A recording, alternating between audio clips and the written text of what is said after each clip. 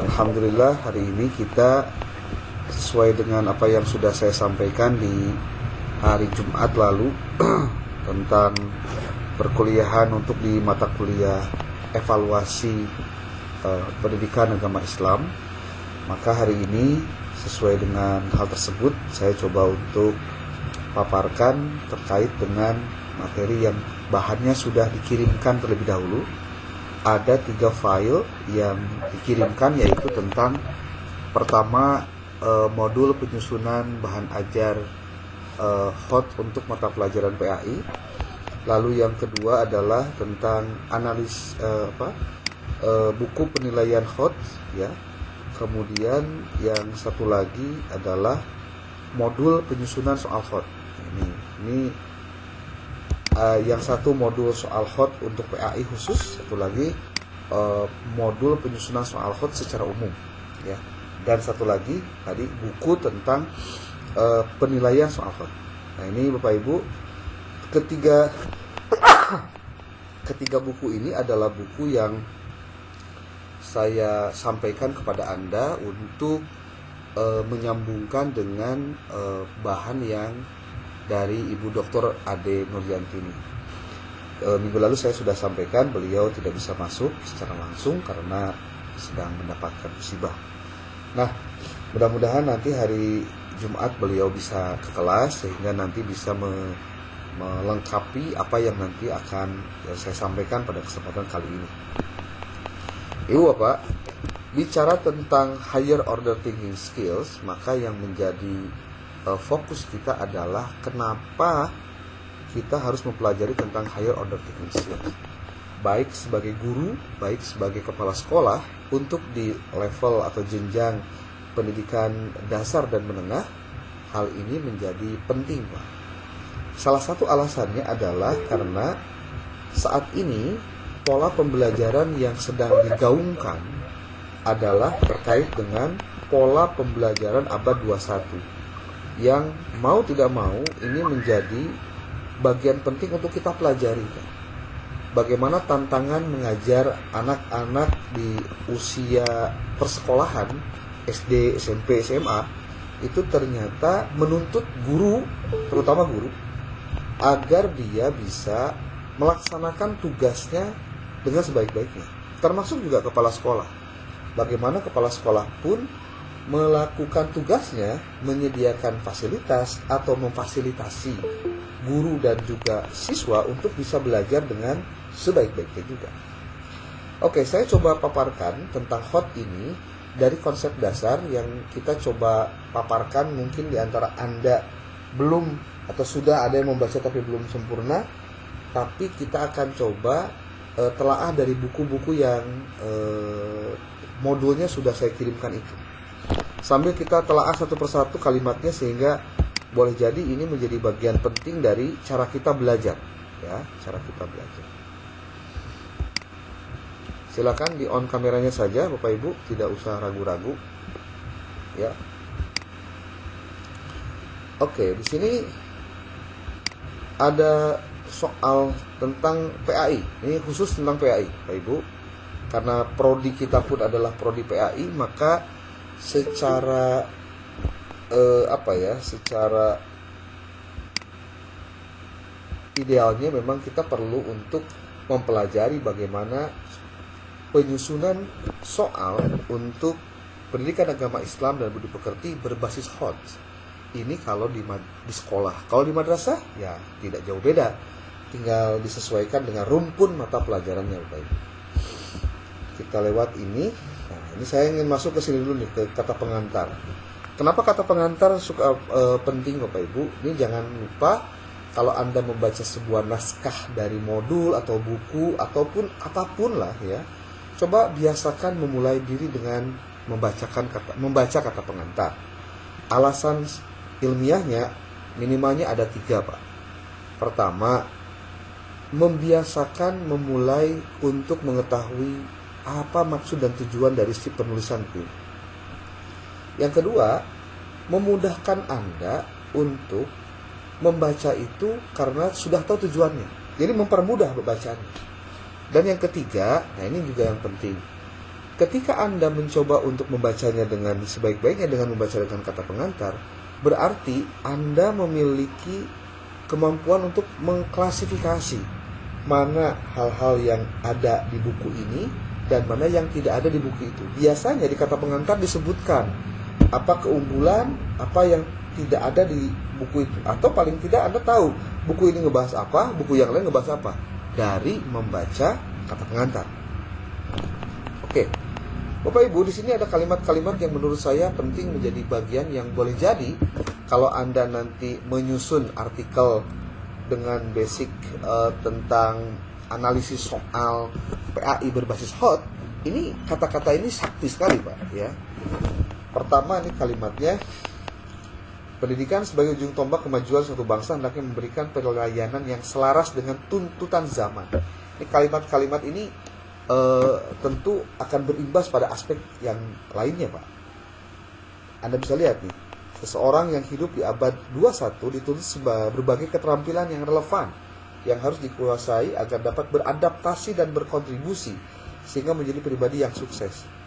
Ini kalimatnya kalau Anda mau breakdown lagi, ini akan Anda temukan bahwa seseorang yang bisa hidup di abad 21, ciri-cirinya adalah pertama, punya keterampilan yang relevan. Kedua, beradaptasi dengan lingkungan. Yang ketiga, berkontribusi menjadi orang dengan kepribadian yang sukses. Itu dari kalimat ini saja kita bisa mengklasifikasi sebetulnya apa sih yang diharapkan ketika orang itu hidup di abad 21. Nah, lalu dilanjut, tuntutan kemampuan abad 21 yang semakin kompetitif menuntut 4 kompetensi. Nah, ini yang selalu terngiang-ngiang dalam benak Bapak Ibu ketika menjadi guru di sekolah atau di madrasah dengan berbagai level tentunya, tentang 4C ini, Pak, yang menjadi tuntutan kemampuan abad 21. Ya. Bentar, ini masih ada yang masuk nih. Apa saja tuntutan abad 21 itu? Pertama adalah critical thinking and problem solving. Kemampuan critical thinking, berpikir kritis, problem solving, dan memberikan solusi terhadap masalah. Ya. Kemudian creativity and innovation, kreativitas dan inovasi. Kemudian yang ketiga adalah communication, kemampuan berkomunikasi. Yang keempat, collaboration, yaitu kemampuan untuk berkolaborasi dengan pihak lain. Ya, berkolaborasi itu artinya bekerja sama, kemudian mengerjakan segala sesuatu tidak egosektoral dengan bidangnya sendiri, tapi mencoba untuk memahami keilmuan atau sesuatu dari sudut pandang yang lain. Itu kolaborasi, Pak. Lalu penjelasan berikutnya, pendidikan sebagai pengemban peran reformatif dan transformatif harus mampu mempersiapkan siswa untuk menguasai berbagai keterampilan tersebut. Nah, inilah dasar alasan kenapa kemudian higher order thinking skills ini menjadi penting untuk dipelajari oleh Bapak Ibu atau kita semua yang ada di jenjang pendidikan dasar dan menengah. Nah, penjelasan berikutnya ini yang juga menurut saya perlu ditekankan untuk menjadi dasar Bapak Ibu pada saat nanti berbicara tentang kenapa harus ada inovasi-inovasi pembelajaran, kenapa harus ada cara-cara baru untuk menjelaskan materi ataupun dibutuhkan cara-cara yang transformatif terhadap upaya kita untuk agar siswa menguasai bahan ajar. Itu karena ini, Pak. Kebutuhan terhadap lulusan yang kritis, kreatif, komunikatif, dan kolaboratif inilah yang menjadi kompetensi lulusan utama pada kurikulum 2013. Ini tentu kalau kita telah lebih lanjut Bapak Ibu, menjadi dasar bahwa dalam mata pelajaran apapun termasuk pendidikan agama Islam, berarti lulusan itu harus memiliki kemampuan berpikir kritis, kreatif, komunikatif, serta kolaboratif, Pak.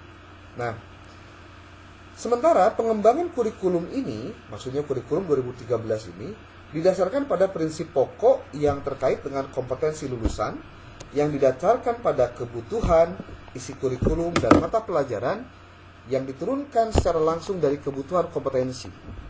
Kalau bahasa sekarang itu istilahnya capaian pembelajaran gitu. Artinya setelah selesai pembelajaran itu sebetulnya apa sih yang mau dicapai gitu. Dan capaian-capaian itu kemudian menjadi terbentuk dalam sebuah profil lulusan. Nah, ini Pak, ya. Mata pelajaran yang kontributif pada pembentukan sikap, pengetahuan dan keterampilan. Ini kebutuhan kompetensi, apa yang maksudnya? Dasar-dasar kenapa kemudian kita mempola pengembangan kurikulum itu harus berdasarkan pada prinsip-prinsip tadi.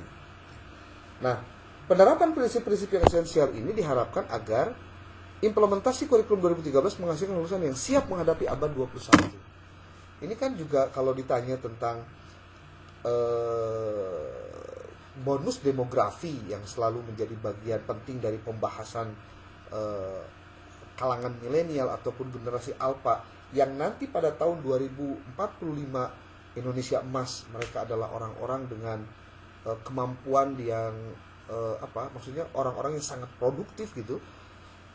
Bonus demografi itu akan berdampak pada dua sisi. Bisa sisi yang positif atau kebalikannya sisi yang negatif.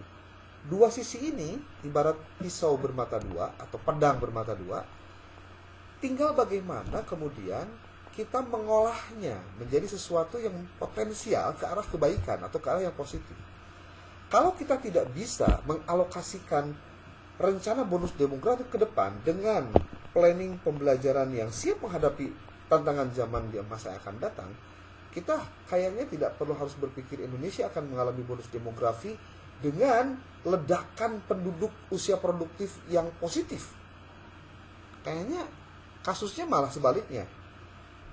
Ledakan bonus demografi bisa menjadi beban tersendiri untuk negara karena mungkin saja pada saat yang sama si bonus demografi ini, orang-orang yang produktif usia 20-45 tahun, mereka jumlahnya hampir 80% dari jumlah populasi yang ada, itu malah jadi beban.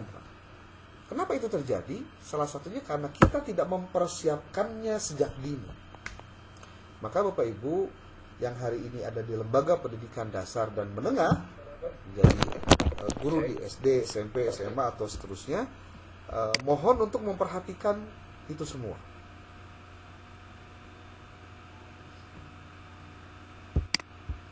Ini nggak ada koneksi ini.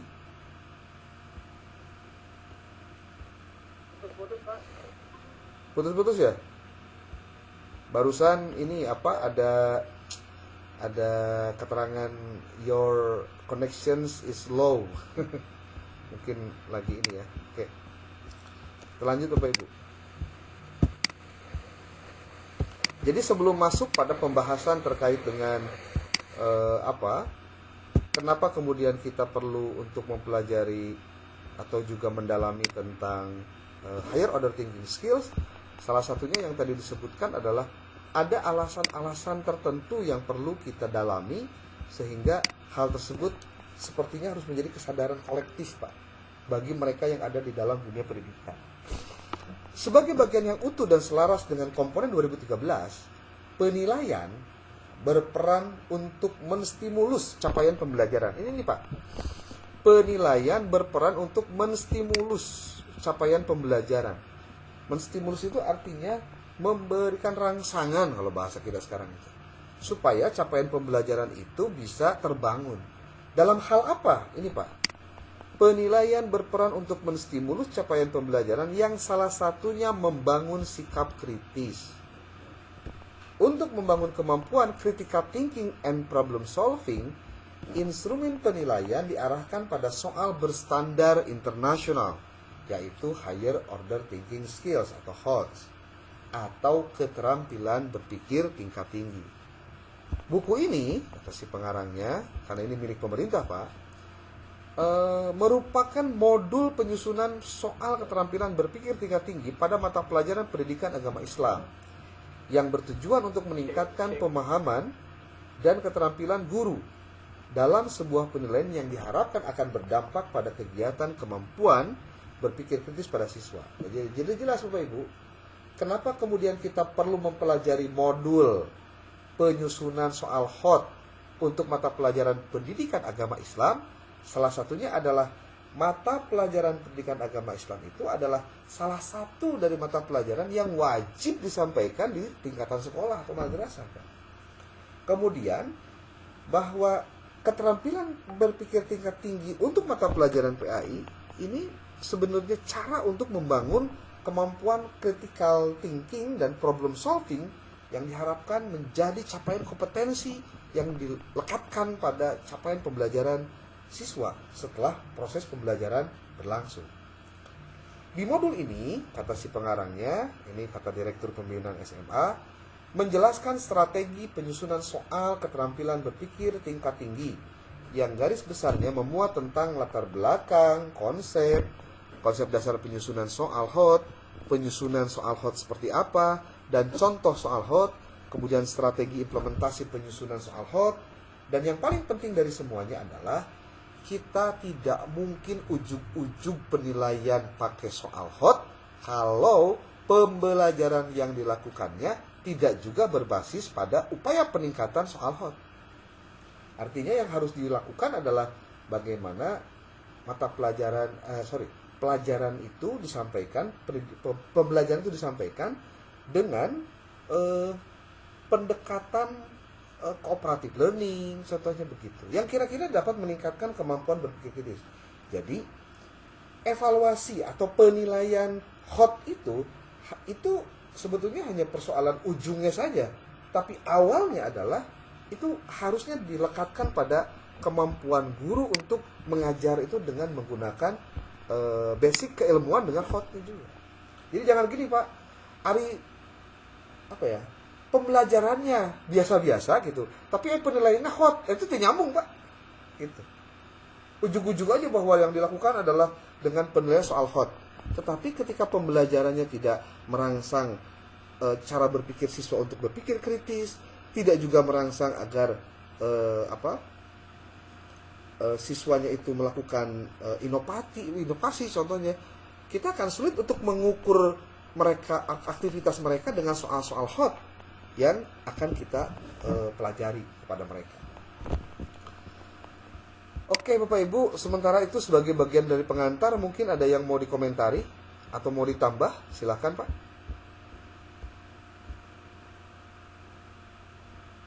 Ada?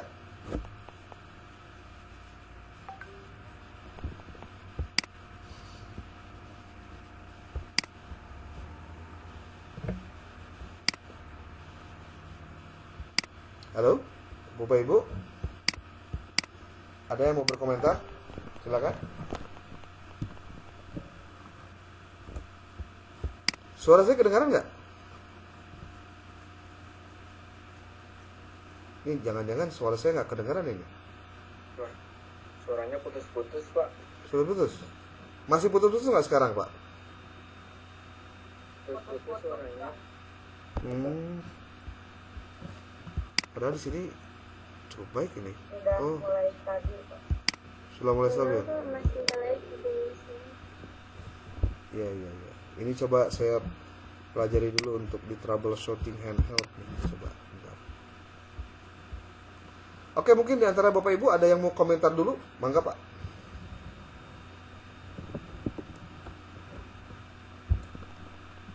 Silakan.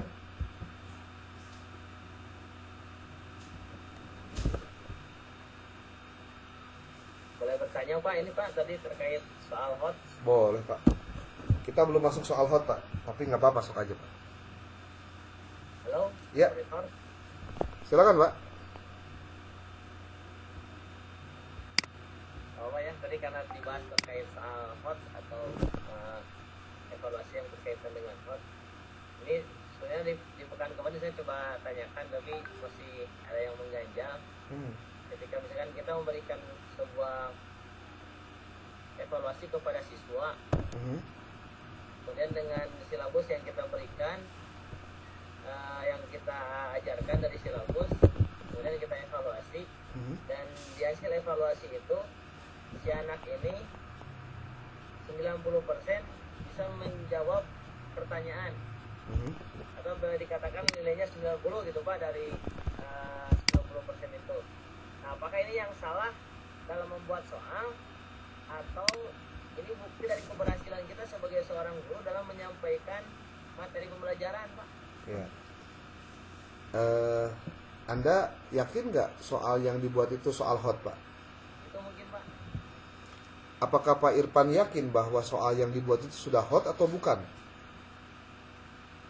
Atau soalnya biasa-biasa saja, tapi ada tingkat kadar kayak tinggi atau sukar, sedang, mudah? Nah, itu kan kalau kriteria soal sukar, sedang dan mudah itu kan harus diteskan dulu ya, Pak ya. Ya, betul. Kalau kita di ini soal, nah ini ketika dijawab oleh anak itu anak-anak bisa menjawab dari itu apakah kita berhasil dalam menjalankan tugas sebagai seorang guru dalam menyampaikan materi, atau misalnya kita salah dalam membuat soal karena terlalu mudah gitu, Pak, maksudnya. Gini, Pak, kalau untuk pembuatan soal kita bisa menyebutkan sedang, mudah atau sukar itu kan kalau Anda mencoba untuk melakukan namanya kalibrasi soal, Pak. Kalau yang benar ya, ini saya bilang ini tahapan yang benarnya. Kalibrasi soal itu adalah untuk menguji validitas dan reliabilitas dari soal tersebut. Gitu. Nah, problemnya kadang-kadang guru tidak melakukan itu, Pak. Jadi kalau sudah bikin soal ya sudahlah, bagikan soalnya. Cuma yang jadi persoalan adalah apakah Tidak ada, Pak, suaranya. tidak ada suara?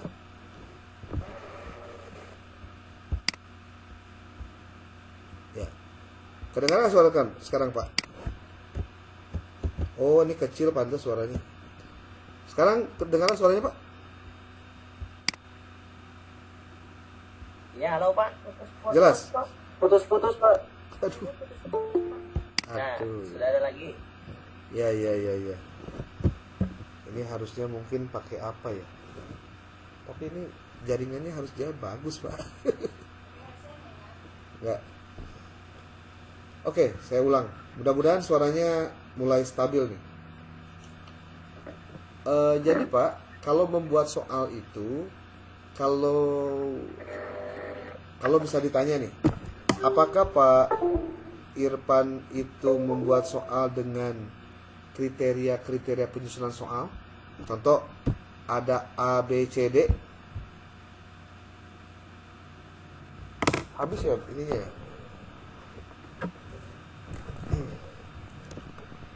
Apakah soal Anda itu dengan menggunakan pola penyusunan dengan ABCD, Pak? ABCD itu apa? A-nya adalah audience. Audience itu siswa, Pak. B-nya behavior. C-nya conditions. Putus-putus, Pak, suaranya. Ya, bentar. Menggunakan apa ya? Masih putus-putus, Pak?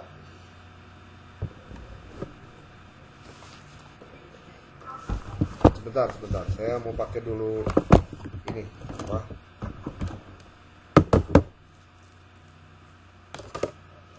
Lebih aja deh.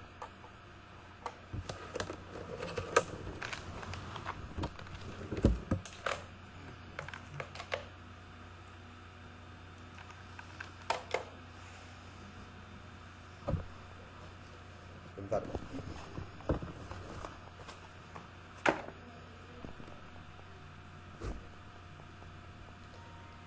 Oke, ini your connections trying to connect. Ya, bentar.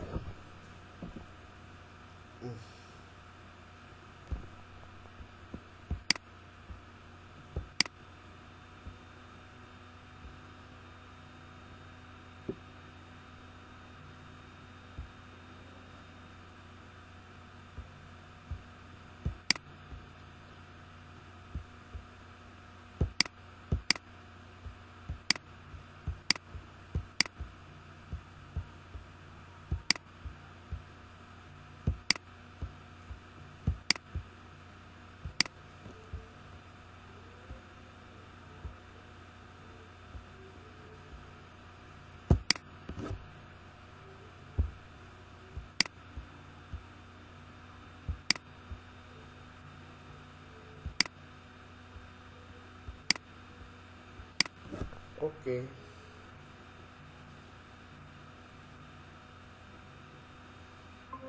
Oke. Sekarang suaranya gimana, Pak? Sudah cukup baik?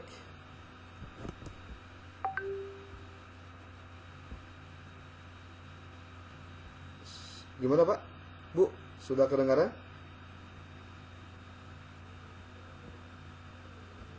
Halo? Tes. Iya, Pak. Halo Pak. Suaranya gimana? Jelas? Jelas, Pak. Oke. Terima kasih sudah menunggu. Ya. Jadi kalau tadi pertanyaan dari Pak Irfan Ismail terkait soal, ketika soal yang dibuat ternyata siswa bisa menjawab, ada yang nilainya besar lah atau hampir kejawab semuanya. Apakah itu memang karena keberhasilan mengajarkah? Atau karena soal yang dibuat terlalu mudah atau yang lain-lain? Kita sebetulnya tidak bisa langsung menghakimi atau menghukumi itu tes soalnya jelek atau kemudian siswanya pintar atau bagaimana, tidak bisa, Pak. Kalau yang saya pahami, soal itu Anda harus pastikan apakah ketika menyusun soal itu Anda menggunakan tahapan penyusunan soal yang benar atau tidak. Tahapan penyusunan soal itu kalau dalam teorinya dia diturunkan dari mana ke mana. Dia diturunkan dari KI kalau yang kurikulum 2013 ya. Dari KI itu dari KD dari KI ke KD, dari KD-nya yang diambil adalah KD KI 3, lalu diturunkan juga itu menjadi indikator. Nah, indikator itu ada indikator soal, ada indikator pembelajaran. Nah, kalau untuk indikator soal, inilah yang kemudian harus harus memenuhi persyaratan ABCD tadi, Pak. Audience, behavior, kemudian conditions dengan degree. Itu Anda bisa cek tentang cara penyusunan soal. Sehingga nanti ketika Anda membuat soal itu memenuhi kriteria itu, maka akan bisa dipastikan berarti soal Anda sudah memenuhi standar.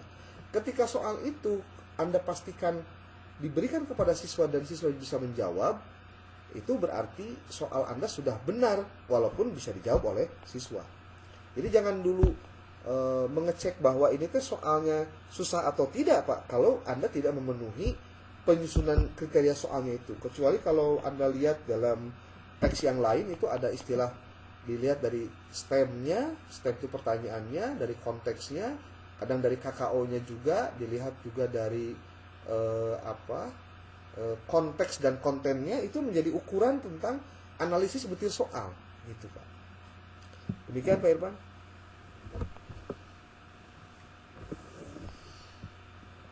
Ya. Oh iya Pak, siap. Terima kasih Pak.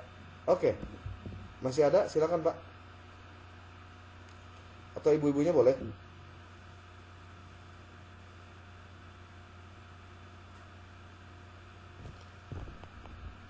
Ini kalau tidak saya coba lanjutkan lagi tentang materi yang tadi, Pak.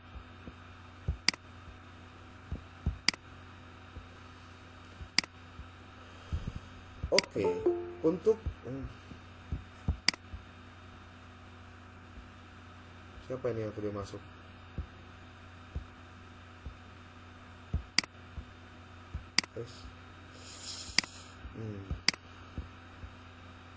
Ini kalau dilihat dari soal tadi, Bapak Ibu, soal apa? Modul penyusunan soal khot pada buku pendidikan agama Islam. Ini tadi sudah saya coba bantu awali dengan membacakan kata pengantar. Sekarang kita lihat dulu di buku ini apa saja yang dibahas, Pak. Dari mulai pendahuluan, ada rasional, ada tujuan, ada hasil yang diharapkan. Lalu bab 2 bicara tentang konsep dasar penyusunan soal khot.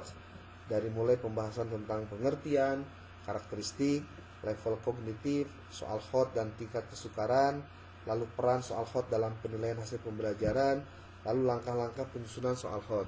Jadi Bapak Ibu, modul ini sangat powerful ya untuk Bapak Ibu pelajari sebagai cara agar kita bisa meningkatkan kompetensi kita dalam penguasaan materi tentang higher order thinking skills ini. Lalu kemudian bab 3-nya latihan dengan penyusunan soal khot pada mata pelajaran. Mata pelajaran kita di pendidikan agama Islam, maka kita masuk pada analisis KD, Pertama dari karakteristik mata pelajaran pendidikan agama Islam, lalu analisis KD-nya, contoh stimulusnya, kemudian penjabaran KD menjadi indikator soal, menyusun kisi-kisi, dan kartu soal hotnya. Nah ini jadi sebelum kita menyusun soal, itu ya idealnya Bapak Ibu lakukan dulu hal-hal tahapan begini. Walaupun mungkin awalnya, saya mah nggak tahu ini hot atau tidak, pokoknya harus ada tahapannya Pak. Kalau kita kebiasaan membuat soal untuk, ya sebutlah PAS atau PAT, itu hanya copy paste dari di internet, contohnya ada yang soal-soal itu, ya mohon maaf Pak, itu tidak sesuai dengan standar proses yang harusnya dilalui gitu. Kemudian bab 4-nya bicara tentang strategi implementasi.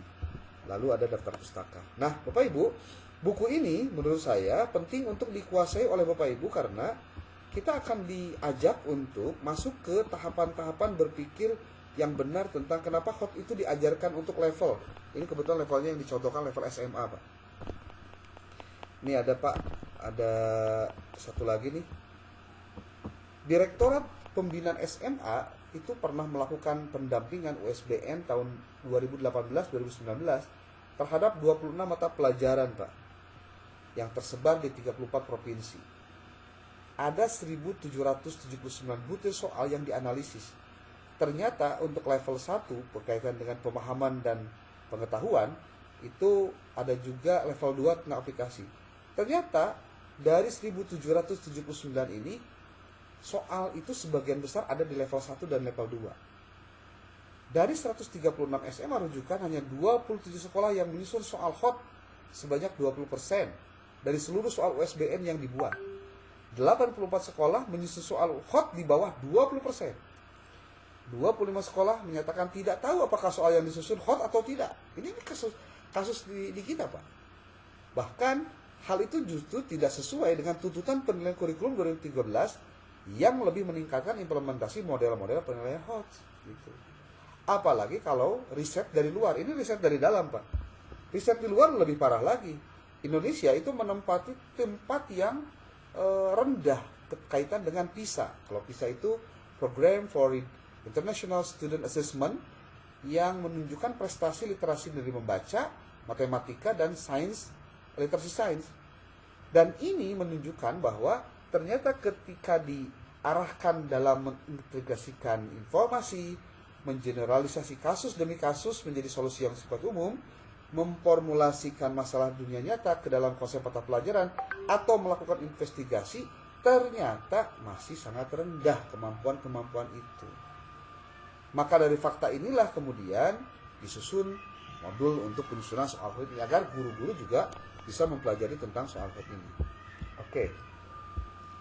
Bapak Ibu, nih ada poin-poin penting yang perlu untuk Bapak Ibu ketahui ketika dalam menyusun sebuah penilaian, Pak. Baik penilaian hot ataupun tidak hot, ya. Coba Bapak Ibu telaah baik-baik ini kalimat-kalimatnya. Ini ada di bab 3 di buku modul penyusunan soal hot pendidikan agama Islam. Penilaian hot tidak dapat dipisahkan dengan pembelajaran hot. Nah, ini yang saya sampaikan tadi. Tugas guru bukan hanya melakukan penilaian hot, melainkan juga mampu melaksanakan pembelajaran yang dapat membawa siswa punya keterampilan berpikir tingkat tinggi. Tujuan utamanya adalah, di sini disebutkan, untuk meningkatkan keterampilan berpikir tingkat tinggi yang lebih efektif. Maka prinsip umum ketika bicara tentang menilai berpikir tingkat tinggi adalah, pertama, di sini ada menentukan secara tepat dan jelas apa yang akan dinilai. Berarti guru harus tahu yang dinilai itu apakah komponen yang ada dalam KIKD di mata pelajaran itu, kalau misalkan di kurikulum 2013 belum kurmer ya. Kalau tidak, berarti Anda salah kaprah.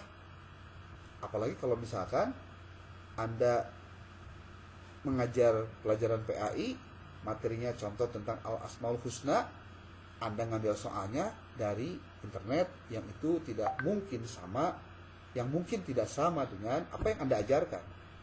Yang jadi repot nanti siswa ketika ditanya, aduh Pak itu kan belum pernah dipelajari. Walaupun temanya sama tentang Asmaul Husna, tapi ketika pembahasannya belum pernah dilakukan, berarti kan ngaco juga Pak, ujung-ujungnya. Yang kedua, merencanakan tugas yang menuntut siswa untuk menunjukkan keterampilan berpikir tingkat tinggi. Jadi prinsipnya soal hot itu agar kita bisa merencanakan tugas untuk siswa agar dia bisa melakukan keterampilan yang lebih tinggi lagi. Yang ketiga, menentukan langkah apa yang akan diambil sebagai bukti peningkatan pengetahuan dan kecakapan siswa yang telah ditunjukkan dalam proses. Berarti penilaian yang improvement dan continuous improvement makin melebar dan makin tinggi itu harus dilakukan oleh guru pada saat dia melakukan proses pembelajaran. Jadi langkah-langkah apa yang akan diambil untuk menjadi bukti bahwa kecakapan dan kepengetahuan siswa itu sudah ditunjukkan dalam prosesnya. Nah, gitu. Oke, Bapak Ibu. Maka penilaian berpikir tingkat tinggi itu meliputi 3 prinsip. Jadi yang tadi disampaikan Pak Irfan, Pak, soal saya nggak tahu nih soal apa hot apa enggak, saya kasih aja. Ternyata anaknya bisa ngejawab, Pak. Nah, makanya pertanyaannya harus dimulai dari apakah hot yang dimaksud itu betul-betul hot yang ada dalam teori penyusunan soal hot atau hot-hotan saja, Pak. Ya, yang penting mah asal ada aja dah, beres gitu. Nah, itu kan repot juga, Pak.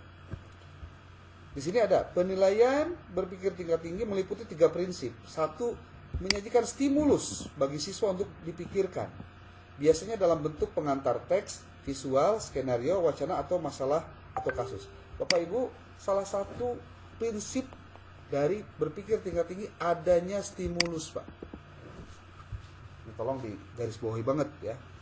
Yang kedua, menggunakan permasalahan baru bagi siswa, belum dibahas di kelas, dan bukan pertanyaan hanya untuk proses mengingat. Ini tidak mudah Pak menjelaskan ini, kecuali ada contohnya. Nanti di bawah ada contoh untuk ke arah situ, Pak. Kemudian yang ketiga, ini adalah cara agar bisa membedakan antara tingkat kesulitan soal mudah, sedang, atau sulit, dan level kognitif, baik itu berpikir tingkat tinggi atau tingkat rendah. Bapak Ibu, di sini disebutkan ada yang disebut dengan C1, C2, C3, C4, C5, C6. Dengan menggunakan taksonomi Bloom yang sudah disempurnakan oleh Anderson and Krathwohl. Ini ada C1, remembering, understanding, applying, analyzing, evaluating, and creating. Ini C6. Ini nih. Ini bagian-bagian penting dari cara kita untuk bisa mengecek apa yang kita lakukan itu benar atau tidak dengan ke-6 ini, Pak. Nah, soal-soal hot pada umumnya mengukur ranah pada analisis C4 dan C5 dan C6. Berarti yang C1, C2, C3 itu disebutnya LOT, Lower Order Thinking Skills, ya. Kata kerja operasional yang ada pada pengelompokan taksonomi Bloom menggambarkan proses berpikir, bukanlah kata kerja pada soal. Kan Bapak Ibu di dalam soal suka ada kata kerja ya, atau stimulus untuk menunjukkan kerja. Nah, kalau untuk KKO sendiri, dia adalah kata-kata yang digunakan untuk sebagai proses menggambarkan proses berpikir. Ya. Nah, ketiga kemampuan berpikir tingkat tinggi tadi yang suka masuk pada ranah hot, yaitu analyzing, evaluating, and creating, menjadi penting dalam menyelesaikan masalah, transfer pembelajaran, dan kreativitas. Jadi yang termasuk kategori hot itu adalah ketika kata kerja yang digunakan di dalam soal itu menggunakan salah satu dari C1, C4, C5, dan C6. Gitu. Karena untuk C1, remembering, understanding, C2 dengan penerapan atau applying, ini masuknya pada ranah LOT atau lower order thinking skill. Di sini juga disebutkan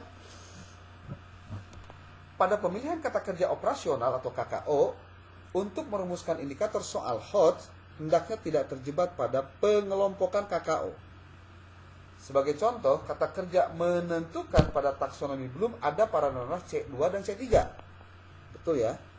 Dalam konteks penulisan soal-soal hot, kata kerja menentukan bisa jadi ada pada ranah C5, mengevaluasi apabila soal tersebut untuk menentukan keputusan didahului dengan proses berpikir menganalisis informasi yang disajikan pada stimulus, lalu siswa diminta menentukan yang terbaik. Berarti kata menentukan itu bisa digolongkan menjadi C6. gitu. Bukan di C2 atau di C3. Bila pernyataan menuntut kemampuan menyusun strategi pemecahan masalah baru. Jadi, ranah kata kerja operasional sangat dipengaruhi oleh proses berpikir yang diperlukan untuk menjawab pertanyaan yang diberikan. Nah, ini penting untuk diketahui dari awal. Jangan sampai nanti berdebat. Ada iya nambah menentukan, berarti menentukan C2, berarti dia tidak masuk pada ranah hot. Nah, padahal mah ada penjelasan sebelumnya yang bisa menjadi disclaimer bahasanya gitu ya, bahwa ketika kata menentukan itu adalah cara untuk menentukan keputusan didahului dengan proses berpikir menganalisis informasi. Karena ada kata analisisnya, maka menentukan itu masuk pada kategori adalah C6 atau mencipta. Nah, termasuk Bapak Ibu di sini ada penjelasan, dilihat dari dimensi pengetahuan, umumnya soal hot mengukur dimensi metakognitif. Nah, nanti ada pertanyaan lagi, metakognitif itu kayak gimana? Ya. Dimensi metakognitif menggambarkan kemampuan menghubungkan berbagai konsep yang berbeda, menginterpretasikan, memecahkan masalah, memilih strategi pemecah masalah, menemukan metode baru, berargumen dan mengambil keputusan yang tepat. Inilah yang disebut dengan metakognitif. Berarti panjang banget Pak penjelasan tentang metakognitif itu, ya. Dalam struktur soal hot umumnya menggunakan stimulus. Itu juga dalam prinsip yang di awal tadi juga sudah dijelaskan. Stimulus adalah dasar berpijak untuk memahami informasi. Artinya ada pembacaan dulu yang itu menjadi pengantar agar siswa bisa masuk pada ranah cerita ataupun juga pembahasan dari soal tersebut. Dalam konteks hot, stimulus yang disajikan harus bersifat kontekstual dan menarik. Nah, berarti Bapak Ibu perlu membuat narasi-narasi tentang stimulus itu dengan kekinian, sehingga mereka akan dapat dengan mudah nyantolkeun atau nyambungkeun dengan kehidupan relate dengan kehidupan sehari-hari dia. Stimulus dapat bersumber dari isu-isu global seperti masalah teknologi, informasi, sains, ekonomi, kesehatan, pendidikan, infrastruktur, dan lain-lain. Bahkan, ada penjelasan berikutnya. Stimulus juga dapat bersumber dari permasalahan-permasalahan yang ada di lingkungan sekitar sekolah, seperti budaya, adat, kasus-kasus di daerah, atau berbagai keunggulan yang terdapat di daerah tertentu. Stimulus yang baik memuat beberapa informasi atau gagasan yang dibutuhkan untuk mengembangkan kemampuan mencari hubungan antar informasi, transfer informasi, dan terkait langsung dengan pokok pertanyaan. Ini adalah tentang soal hot. Stimulus pada soal hot. Oke, sebelum kita lanjut mungkin ada yang mau didiskusikan dulu oleh Bapak Ibu, mangga. Bapak izin bertanya. Silakan. Tapi mohon maaf kameranya nggak bisa dibuka, ini jaringannya kurang gitu maksimal. Tadi karena memang suaranya terputus-putus ya Pak, sehingga apa yang saya tangkap juga tidak begitu menyeluruh mungkin. Yang ingin saya tanyakan Bapak terkait soal hot ini, apakah capaiannya itu memang harus membuat siswa kesulitan dalam menjawab atau seperti apa? Oke. Bahasanya bukan siswa itu jadi sulit menjawab Pak, karena soalnya jadi susah. Kita akan lihat nih contoh-contoh penjelasan di sini Pak. Ada yang barusan Bapak tadi sampaikan itu ada di sini jawabannya Pak. Oh, saya share screen dulu ya. Sorry.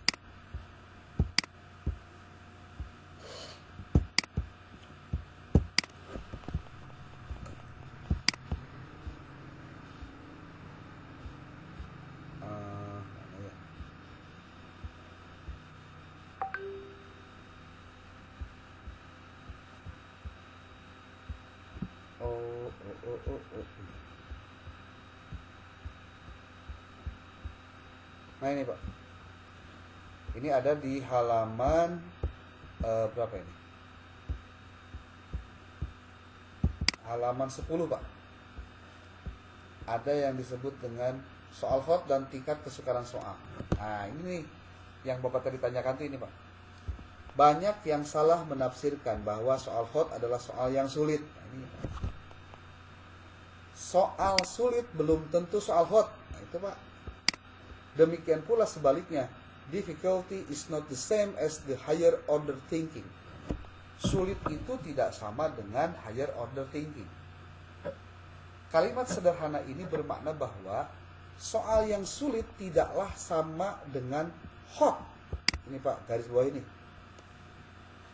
Kenyataannya, baik soal lot ataupun hot, keduanya memiliki rentang tingkat kesulitan yang sama. Ada yang mudah, sedang, sulit. Jadi, lot juga ada yang mudah, sedang, sulit.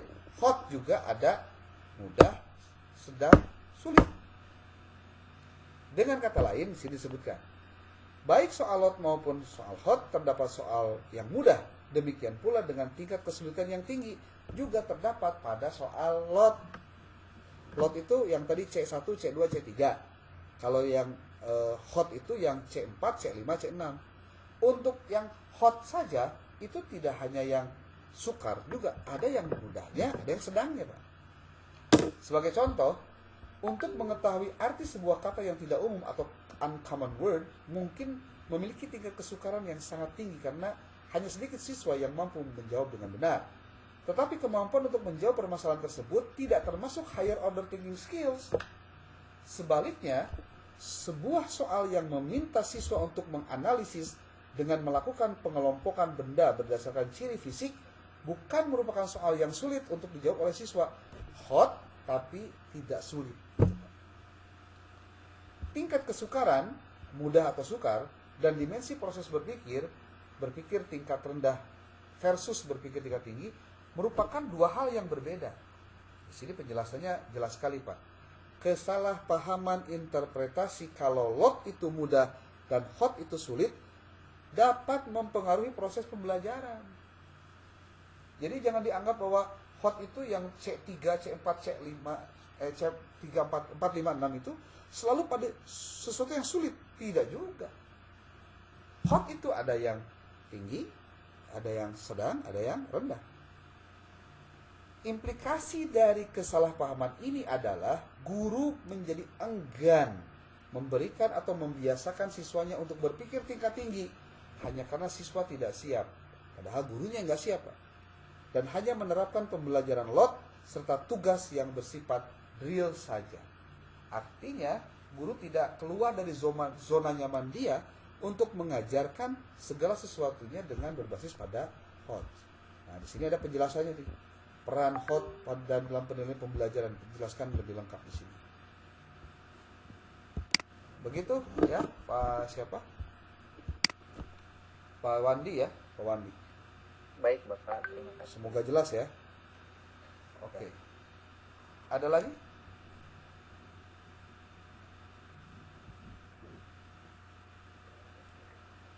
Assalamualaikum warahmatullahi wabarakatuh. Salam. Silakan Pak Ujang. Menyimak dari paparan Bapak tadi dan juga beberapa pertanyaan dari teman-teman mengenai soal HOTS, itu dari beberapa soal yang dibuat oleh seorang guru, termasuk saya dalam pembuatan soal, itu terbagi-bagi yang tadi telah disebutkan, levelnya sudah dari level 1, level 2, level 3, atau C1, C2, sampai C6 gitu. Ada lot pemuda, sedang, dan sukar.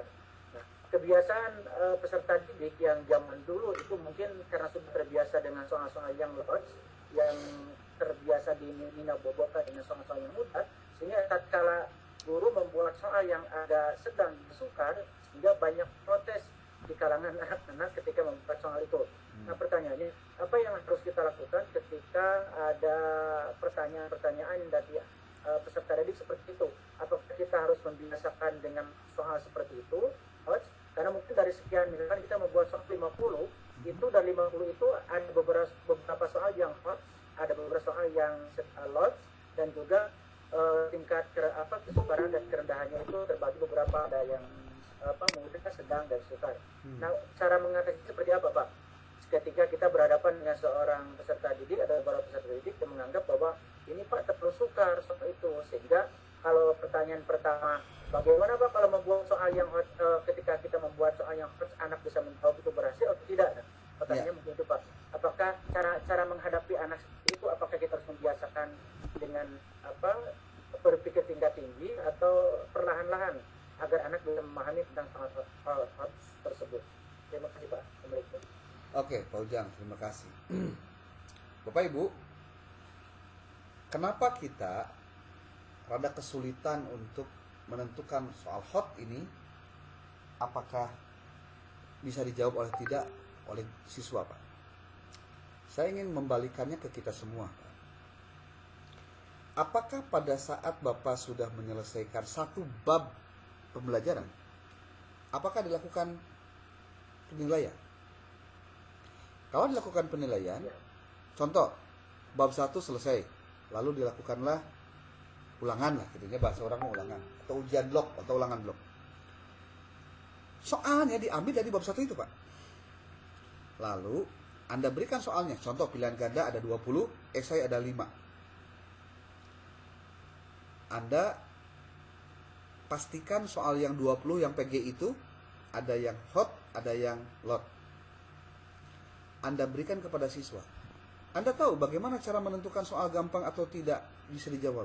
Itu pada saat setelah pembelajaran Anda menganalisis setiap butir soal dari jawaban siswa. Nanti Anda ketemukan, oh ternyata nomor 1 gampang. Indikatornya apa? 80% bisa menjawab soal ini. Tapi ada nomor 10. Ini sulit. Kenapa sulit? Karena yang menjawab soalnya itu hanya 5% contohnya. Jadi menentukan soal mudah dan susah itu pada akhirnya bukan dari kita yang mengasumsikan soal itu mudah atau tidak. Tapi setelah soal itu diteskan, lalu Anda analisis soalnya, seberapa banyak siswa yang menjawab soal itu benar, itulah yang kemudian menjadi ukuran soal itu mudah atau tidak, Pak. Nah, boleh jadi, Pak, kalau nanti ada ulangan semester, lalu Anda mengambil soal-soal dari setiap bab yang sebelumnya. Contoh nih, 1 tahun itu ada 12 materi, Pak. 12 bab. Kemudian, 1 semester itu dibagi jadi 6 bab. Berarti, Anda untuk semester itu, ujian semester, ulangan PAS sebenarnya, penilaian akhir semester, berarti Anda punya stok untuk setiap bab yang sudah diberikan soalnya terlebih dahulu, itu diambil lagi untuk Anda ujikan lagi pada saat di akhir, di semester akhir, sehingga nanti ketahuan mana yang bisa ngejawab yang susah itu, mana yang tidak. Jadi soal penilaian akhir semester itu sebetulnya, kalau boleh saya sedikit berpendapat, sebetulnya ambil aja dari soal-soal sebelum-sebelumnya yang sudah pernah diberikan, mana yang bisa yang menjawab soalnya baik atau tidak, atau yang menjawabnya banyak benarnya atau tidak, lalu nanti ketemu, Pak, hasilnya. Jadi tidak lagi bikin baru atau malah ngambil dari internet aja deh biar cepet. Itu repot, Pak. Kita kadang-kadang kalau ngajar nih ya, ini jeleknya kita, Pak. Kita nggak nyiapin bahannya, kita nggak nyiapin evaluasinya. Tapi pada saat evaluasi ada alatnya, Pak. Yang repot itu alat dari mana, Pak? Evaluasi dari mana? Soal-soalnya dari mana? Apakah soal-soalnya diambil dari bahan yang kita ajarkan setiap kali pertemuan? Atau malah sebaliknya? Kalau tidak sesuai dengan kriteria itu berarti kita sudah zolim, Pak. Memberikan soal kepada siswa materi yang belum disampaikan atau materi yang jauh dari apa yang kita ajarkan. Oh, ngaco itu, Pak. Nah, jadi Pak, cara untuk bagaimana kita bisa memahami soal ini mudah susah itu ya guru melakukan analisis setiap kali bab itu selesai. Itu menurut saya paling rasional untuk menunjukkan Anda ngulang lagi pelajaran itu. Makanya nanti biasanya suka ada pertanyaan begini dari siswa, Pak, hari engke nu keluar soalnya bab sabaraha wae. Nah, kan gitu, Pak.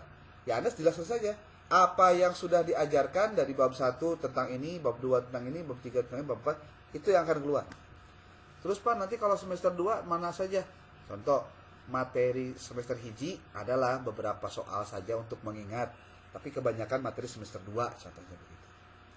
Jadi menentukan susah atau tingginya soal itu analisis guru terhadap jawaban siswa, Pak. Bukan menurut siswa jawabannya susah atau tidak. Boleh jadi cek siswa iya mah gampang, cek yang lain mah tidak gampang Pak. Kan gitu Pak. Anda nggak bisa nyebutkan, menurut kamu ini susah apa mudah Pak buat saya. Ternyata yang lain jawabannya salah semua Pak. Yang benar cuma satu. Ya berarti dia bisa jawab soal, yang lainnya enggak. Itu soal susah berarti Pak. Gitu. Demikian Pak Ujang ya. Terima kasih Pak. Oke. Ada lagi? Silakan.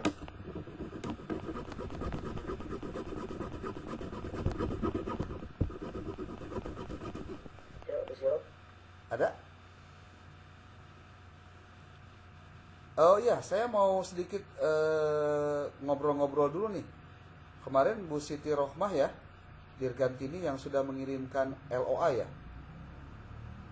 Bu Siti Rohmah Saya, Pak. Oh, saya Bu Siti masih Rohmah dalam mana? tahap review Pak.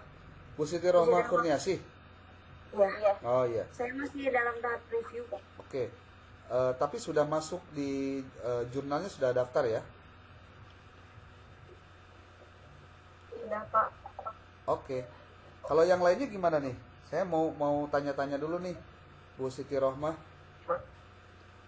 Mana Masih aja yang revisi Pak. Ya, Pak, gimana? ya, itu maksudnya teman-teman yang lain sudah sampai di mana tuh? Sudah submit kemana saja gitu maksudnya? Itu Pak, kalau yang kemarin harus direvisi, apakah dikirim lagi ke Turnitin atau gimana?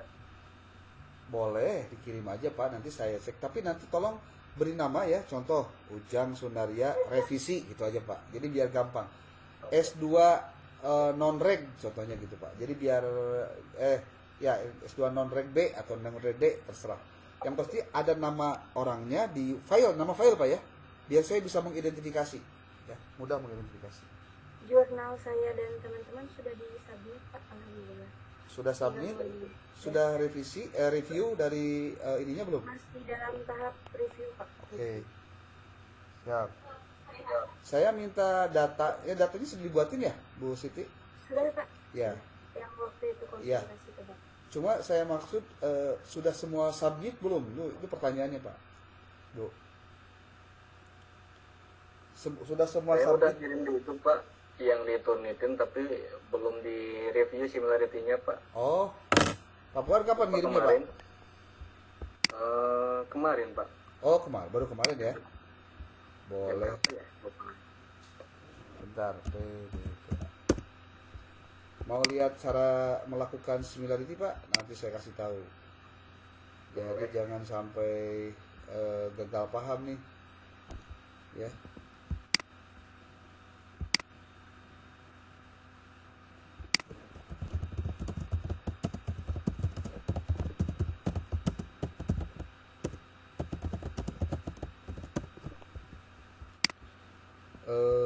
Sebentar.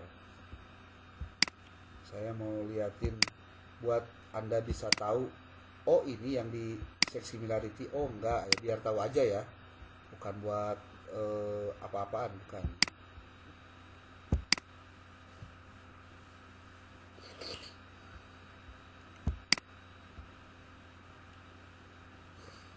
Kelihatan Pak gambarnya? Ada ya? Kelihatan, Pak. Oke. Ini punyanya Bu Lailatul Nuroh, ada?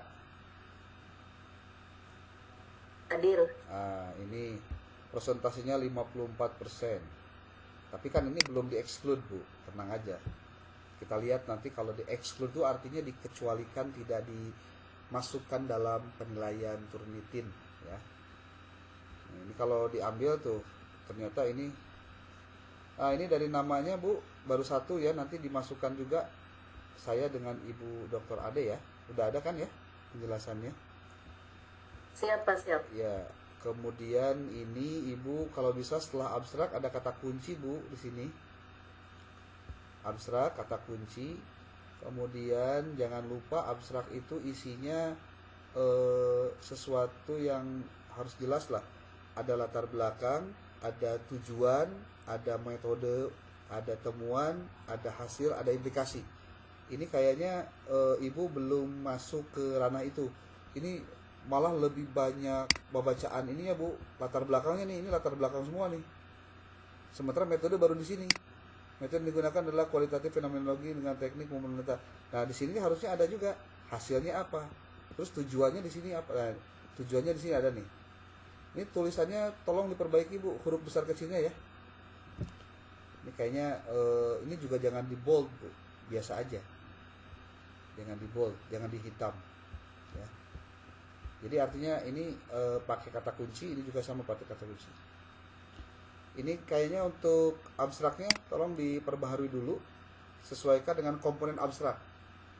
Abstrak itu komponen di latar belakang cukup satu paragraf, satu kalimat, lalu ada tujuan, itu juga satu kalimat, lalu ada metode, itu bisa 2-3 kalimat, lalu ada temuan hasil, dan ada implikasi, itu satu kalimat, ya.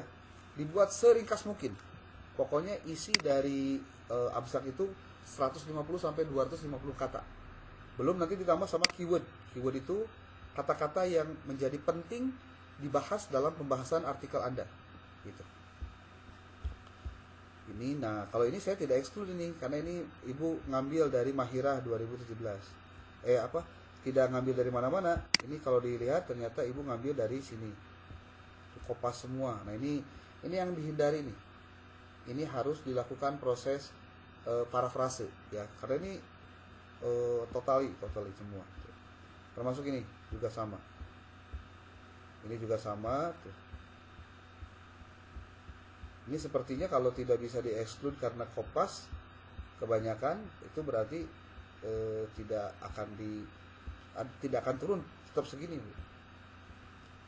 Nah, hindari penulisan dengan menggunakan gambar-gambar capture atau screenshot dari dari bahan, dihindari.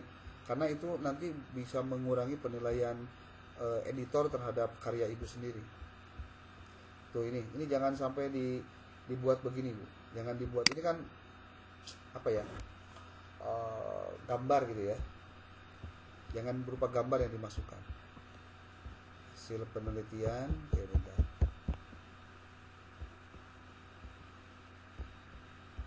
A. Pendahuluan. B. Metode penelitian. C. Pembahasan dan hasil.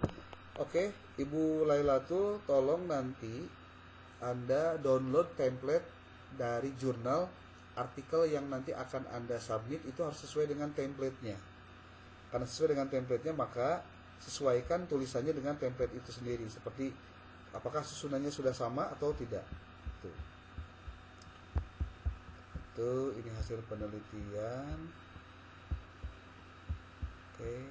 Ini kayaknya untuk hasil masih sedikit Bu, tinggal ditambah saja.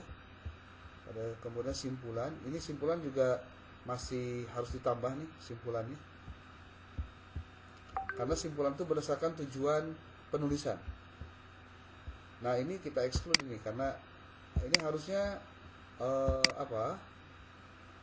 sesuai dengan kaidah penulisan karangan ilmiah. Ini kalau di-exclude itu artinya dikecualikan.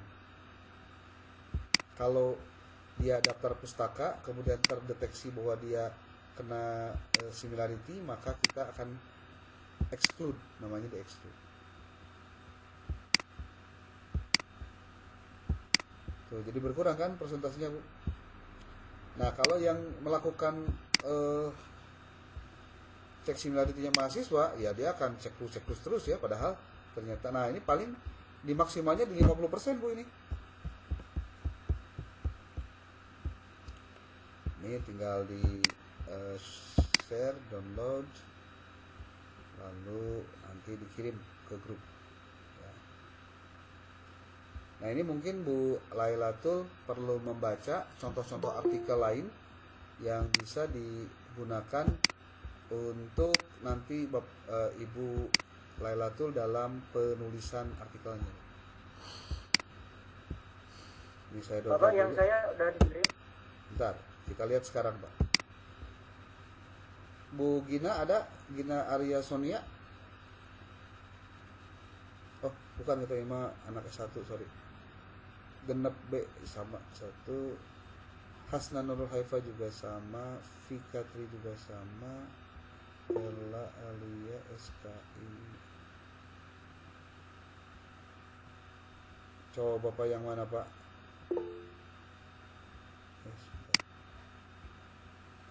Itu Pak punya saya Oh, Pak ya. Gina Arya ada ya? Oke Pak. Coba yang Gina dulu, saya coba eksekusi nih. Gina. Nah ini. Nah ini harusnya di artikelnya dikasih nama. Jadi artikelnya pakai nama sendiri, biar langsung teridentifikasi.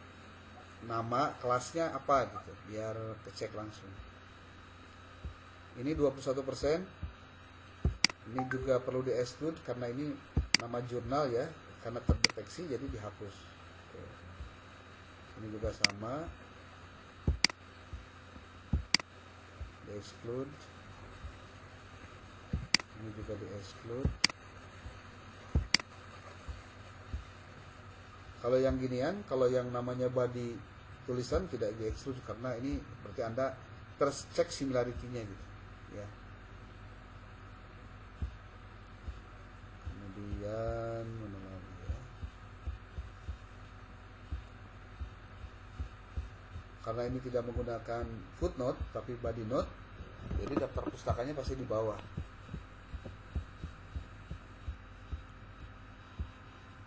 Mungkin nanti namanya bukan kesimpulan tapi simpulan. Oke, sudah tidak ada tuh. Jadi ini Bu Gina kayaknya artikelnya harus ditambah nih. Masa cuma ada 4 biji? Perbanyak artikelnya. Jadi kalau ada 20 artikel itu lebih bagus Bu. Dan cara pengutipannya juga sebetulnya tidak harus pengutipan seperti apa dan bagaimana. Satu pernyataan Anda ambil dari berbagai sumber itu bisa menjadi referensinya bisa banyak. Satu pernyataan bisa diambil dari berbagai sumber. Itu. Caranya adalah kata itu masukkan ke dalam Google Scholar, nanti muncul, berarti hasil ketemuannya di situ, nanti bisa dieksekusi. Ya. Ini punyanya Ibu Gina ya. Saya coba download dulu untuk nanti saya kirim di grup.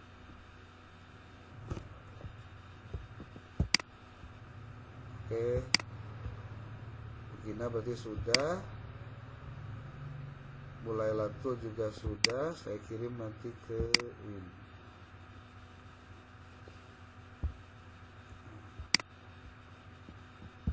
Oke. Kalau Pak Ujang Sunaria ada ya? Pak Ujang. Ini totalnya Pak Ujang ada berapa persen ini? 31% Pak, tapi ini kan belum di-exclude juga. Ini yang beginian kita exclude. Ini yang lama tuh yang beginian ya nih. Karena ini menyangkut kredibilitas dari si yang meng-exclude juga. Ini kalau ada tanda flag 1, ini kalau Turnitin membaca, ini adalah indikasi penulisannya dengan menggunakan cara-cara cheating Pak. Cheating itu curang ya. Tapi ini baru indikasi dari Turnitin saja. Nah, ini juga dihapus karena terdeteksi juga ternyata oleh Turnitin. Nah, ini oke. Jadi ingat penulisan artikel sesuaikan template-nya dengan jurnal yang akan kita masuki. Ini juga sama. Ini di exclude. Tuh, berkurang terus tuh. Karena kalau materi-materinya diambil dari daftar pustaka itu pasti kena semua tuh. Nah, ini daftar pustaka kan. Ini kayaknya tulisannya beda-beda ya hurufnya ya Bu siapa? Pak Ujang nih. Ya, Pak Diedit lagi Pak. Ya. Ya, siap. Nah, kalau di dalam daftar pustaka itu tidak harus dituliskan ini penulisannya keliru Pak kalau menurut saya nih. Penulisan daftar pustakanya jangan begini Pak. Anda nulisnya kok begini nih, Novriani 2017. Tapi lengkap Pak. Oh, Bukan begini, bukan. Jadi gini nih saya kasih contoh ya. kalau Kenapa? harus lengkap dengan nama bukunya gitu Pak. Oh iya, namanya dilengkapi. Ini Mendeley gitu. Di Mendeley bisa, atau kalau tidak Mendeley pun Yang penting Anda menggunakan apa? Menggunakan penulisan yang benar. Seperti contoh yang saya berikan ilustrasi, Pak. Masuk dulu ke Google Scholar. Ya. Ini Bapak Ibu mudah-mudahan jadi apa ya? Jadi inspirasi ya. Ini saya masuk dulu ke Word-nya. Dari Word saya masuk ke Google Scholar di ini nih.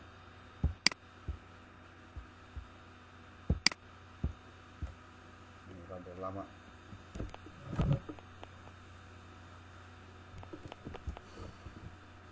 Kalau Anda mengutip langsung dari Google Scholar bisa seperti gini, Pak. Contoh ya.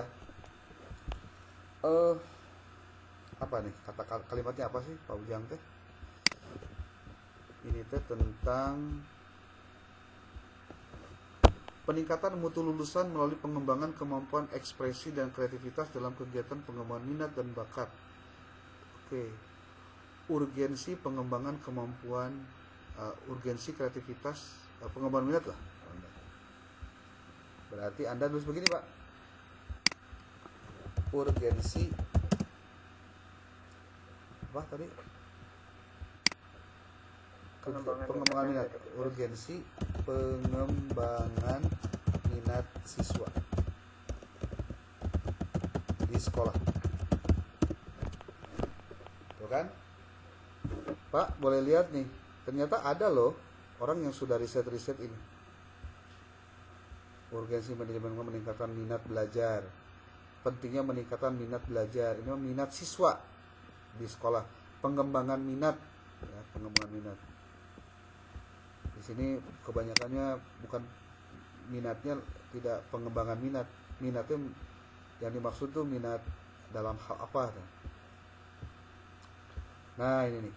Pentingnya peran guru dalam pengembangan minat bakat kreativitas. Salah satu usaha dalam meningkatkan minat kreativitas di sekolah, artinya urgent loh ya, bahwa mengembangkan minat itu penting. Berarti Anda boleh ngambil dari sini, Pak, teorinya. Apa? Anda boleh citasi dari sini. Caranya gimana? Ini lihat tuh, Pak. Di site. Ambil yang apa, Pak? Copy aja ini. Kalau sudah copy, tutup. Masukin lagi ke sini. Contoh kalimatnya begini, Pak. Kalimatnya begini Anda tulisnya. Pengembangan minat siswa di sekolah memiliki urgensi yang tinggi. Titik kan? Titiknya di sini. Tapi sebelum titik kan Anda siapkan dulu ini ngambilnya dari mana. Nah ini kan tadi. Nah ini berarti Anda ngutipnya begini, Pak.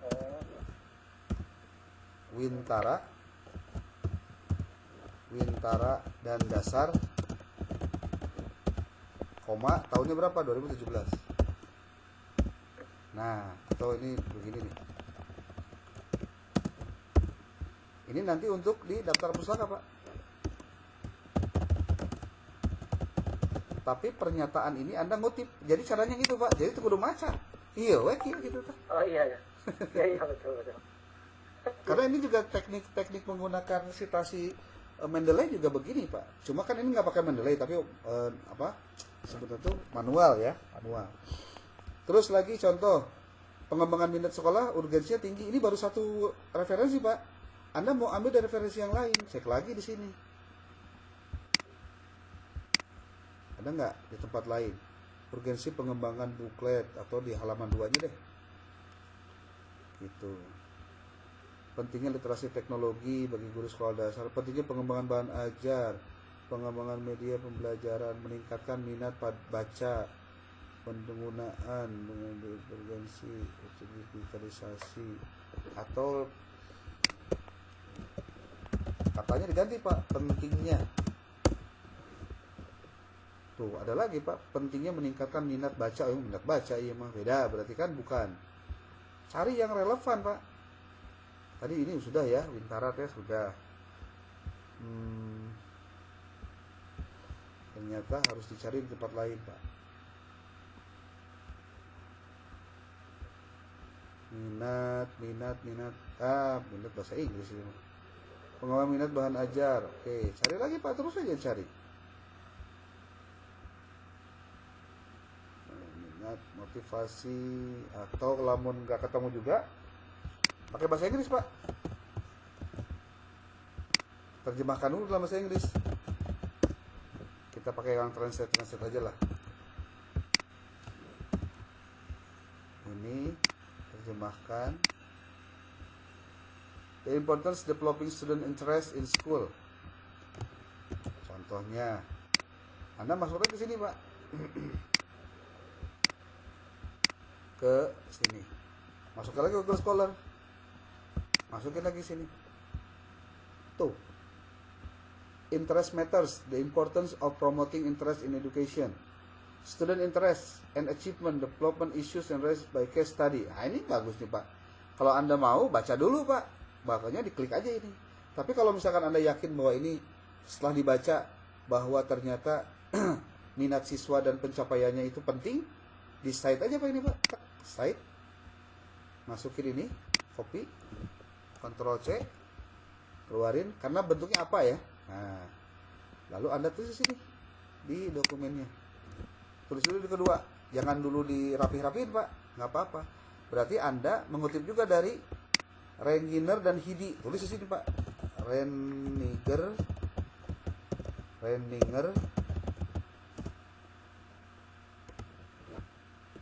dan Hidi. Biasanya pakai dan Hidi tuh. Tahunnya berapa? 2002 Pak. Titik 2, titik koma maksudnya.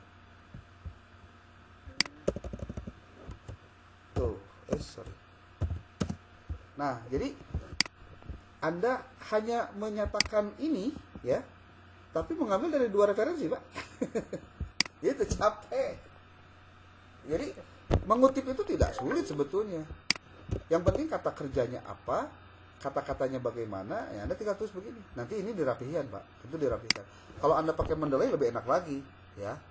Tapi kan Anda harus nulis ini satu-satu. Nah ini baru satu kata Pak. Nah ini silakan nanti dikembangkan. Saya akan coba contohkan seperti ini Pak. Ini ada sebuah, saya udah pernah memperlihatkan ini atau enggak ya sebelumnya. Bapak Ibu boleh dilihat ini. Ada sebuah artikel, judulnya ini Pak. Ahmad Fauzi judulnya.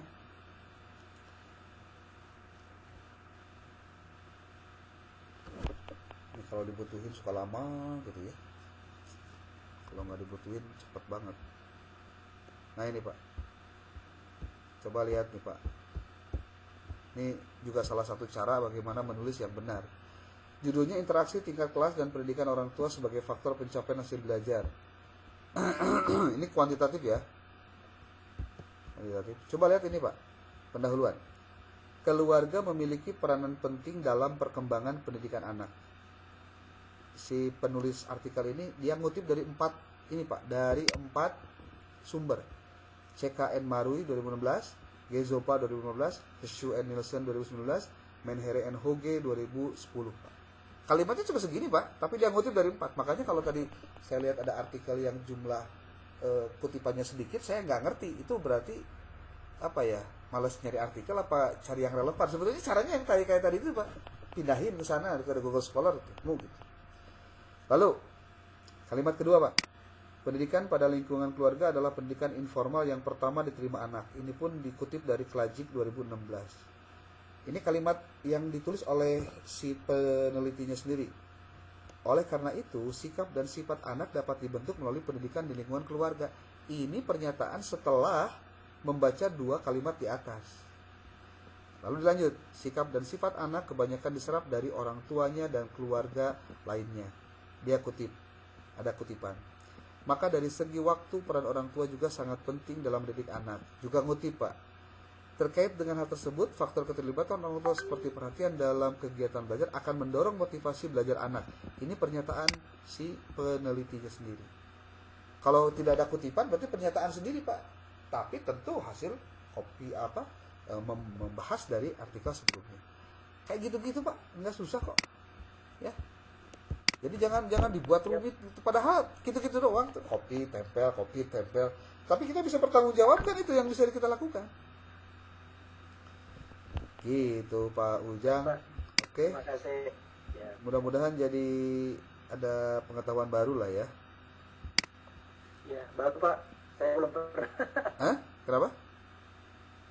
baru Pak. Belum coba. Ya, cobalah yang kayak tadi lah, gampang lah. Kalau yang sudah beres juga nggak apa-apa, nanti bikin lagi, menarik lagi nih. Saya mau lihat yang punyanya siapa tadi, Pak PT Sulastri bukannya? Pak Ujang 31%. Tadi sudah dikirim belum? Belum ya? Nanti saya kirim sekalian ya. Vika, Hasna, Vela, Fitria, Huda, Faikal, PT Sulastri, Sintia Rahmawati. Nah ini Pak Fuad Munawar ya. Iya Pak. Ini 9% Pak, sudah bagus nih. Di bawah standar, tapi kita belum tahu isinya. Jangan-jangan sedikit Pak. Ya, kalau sedikit kan juga. Oh, ini cuma 5 lembar Pak. Benar Pak. Sedikit amat ini.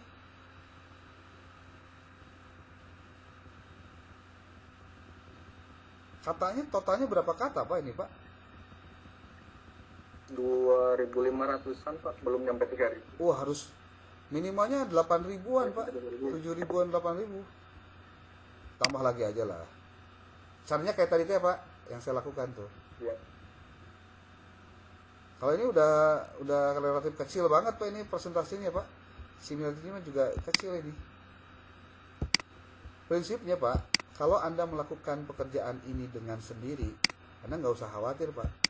Ini similarity-nya pasti tinggi, rendah. Ini Pak siapa? Pak Fuad ini cuma 6% bayangin. Oh 5% malah tuh Pak. Ini berarti kata-katanya kebanyakan kata-kata sendiri, karena dia melakukan sendiri apa yang dilakukannya. Jadi udah pasti kecil Pak. Kalau beda dengan yang lain-lain kan simpel aja begitu Pak. Cuma ini baru sedikit banget Pak, tolong ditambah ya.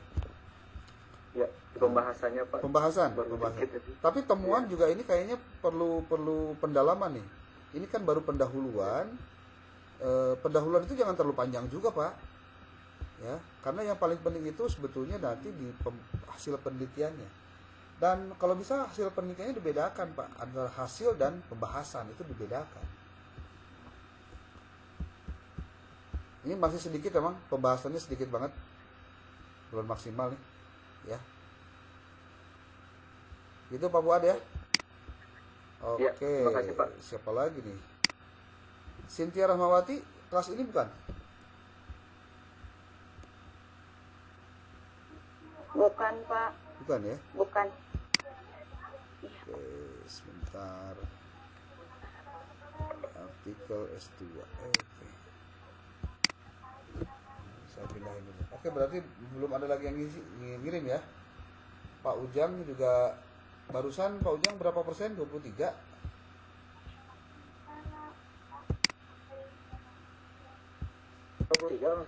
Ya. Nanti saya kirim di grup Pak ya, semua. Berarti Siap, Pak. ini Pak Fuad kelas apa Pak? Kelas non-reg B Pak. Non-reg B ya. Non-reg B. Pak Ujang apa? Pak Ujang non-reg berapa? D, kelas D. D ya. Oke. Kemudian ini Ya, D. Ibu Lailatul B, Pak.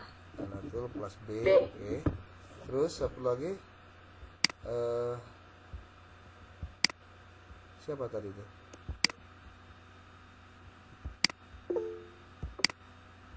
Yang Bu Gina, Pak. Gina Bu itu kelas Gina apa? kelas D. B ya. Oke. Oke Bapak Ibu, sudah pukul 21:05. Mungkin saya cukupkan dulu sekian untuk hari ini. Kalau nanti hari Jumat kondisinya sama, mungkin saya akan juga melakukan Zoom meeting melalui Zoom. Karena kebetulan nanti saya lihat situasinya dulu Pak ya, situasinya dulu. Kalau oke nanti saya masuk ke kelas. Kalau masuk ke kelas atau tidaknya saya kasih tahu nanti hari Kamis Pak ya, melalui Kosma ya, melalui ketua kelas atau juga PJ-nya PJ. Mohon dibantu untuk absensinya sekali lagi untuk kelas B dan kelas D untuk bisa memudahkan saya untuk mendeteksi kehadiran Bapak Ibu semua. Saya pikir demikian dulu. Terima kasih. Billahi taufiq wal hidayah. Wal muwaffiq ila aqwamit thoriq. Assalamualaikum warahmatullahi wabarakatuh. Waalaikumsalam. Waalaikumsalam warahmatullahi wabarakatuh.